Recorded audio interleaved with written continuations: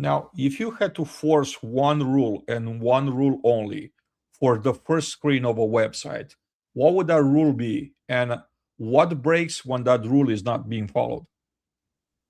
That one to me is just having a clear call to action on the website. It's something it's very straightforward, it's very simple, and yet so many websites don't have it. A lot of times what I see is either no clear call to action or 3 or 4 call to actions, right? You try to be all things to all people. And so when we start looking at a website, a lot of people want to be all things to all people, and we start trying to help them hone down their messaging and hone down who they're actually targeting or serving and create a call to action that specifically speaks to that group of people.